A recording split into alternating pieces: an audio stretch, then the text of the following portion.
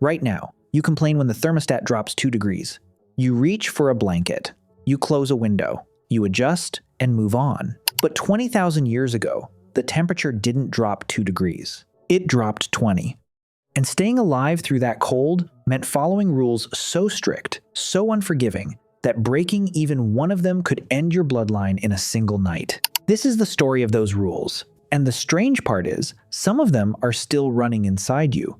Picture the world at the height of the last ice age. Glaciers as tall as skyscrapers cover most of North America and Europe. Sea levels sit over 100 meters lower than today. Woolly mammoths graze on grasslands where forests will one day stand. And scattered across this frozen planet, in small bands of 20 or 30 people, your ancestors are trying to make it to spring. They had no thermostats, no blankets from a store, no walls that kept the wind out completely. What they had was knowledge, passed down so carefully that forgetting it meant dying. So what were the rules? Rule 1. Never sleep without a fire watcher.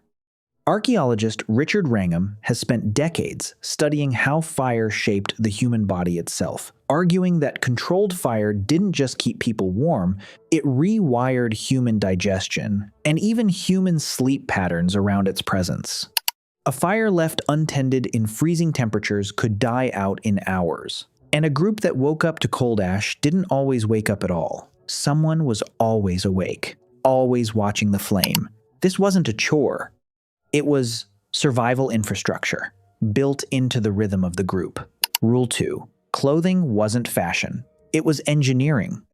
Archaeologist Ian Gilligan has argued that the invention of tailored, fitted clothing was one of the most underrated technological leaps in human history. Loose animal hides draped over the shoulders might work in mild cold. But in true Ice Age conditions, loose wasn't good enough. You needed layers. You needed seams. You needed something that trapped a pocket of warm air against your skin instead of letting the wind rip it away. That's why bone needles start showing up in the archaeological record right around this period. Tiny, delicate, painstakingly carved. Not for decoration, for stitching hides into something that could actually save your life. Have you ever wondered why humans are one of the only mammals that willingly reshape animal skins into wearable technology? This is why. It wasn't optional. It was the difference between mourning and no mourning at all. Rule 3. Nobody eats alone and nobody hoards. In a world without refrigeration, without long-term storage, meat spoiled fast. A single successful mammoth hunt could feed a group for weeks, but only if that meat was shared immediately, before it rotted, across every family in the band. Anthropologists studying modern hunter-gatherer societies, including extensive fieldwork by researchers like Kristen Hawkes, have shown that food sharing wasn't just kindness, it was insurance. Today, you share your kill. Tomorrow, when your hunt comes back empty, someone shares theirs with you. Groups that hoarded didn't build wealth. They built resentment and eventually, isolation. And isolation in an Ice Age winter was a death sentence with no appeal. Rule 4. You never traveled without knowing exactly where the next shelter was. Ice Age humans weren't wandering blindly across frozen tundra hoping to stumble onto safety.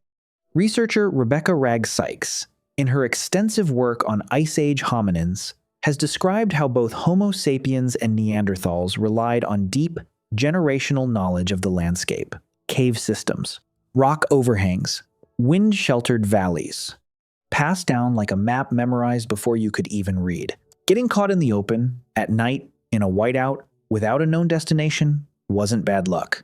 It was a failure of planning that the environment simply did not forgive. So why does any of this matter to you now? You don't need to track cave locations. You don't need to hand-stitch a coat from a reindeer hide. But here's the strange part. Your brain doesn't know that.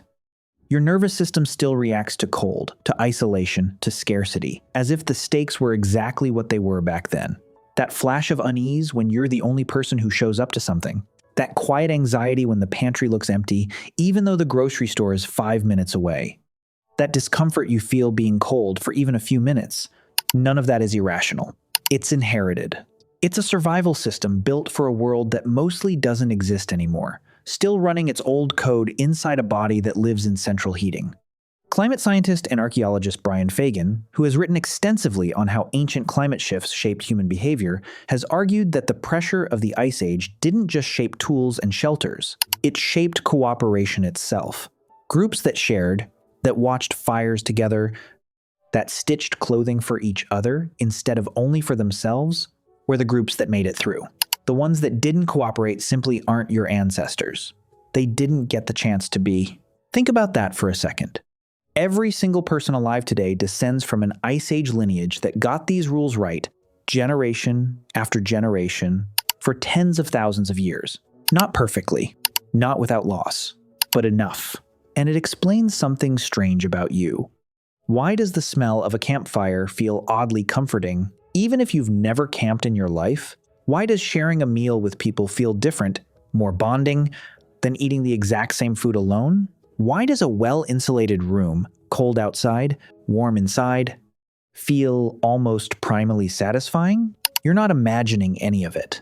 You're feeling the echo of rules your ancestors couldn't afford to break. The Ice Age ended roughly 11,000 years ago. The glaciers retreated. The mammoths eventually vanished. The rules that once meant life or death faded into irrelevance, at least on the surface.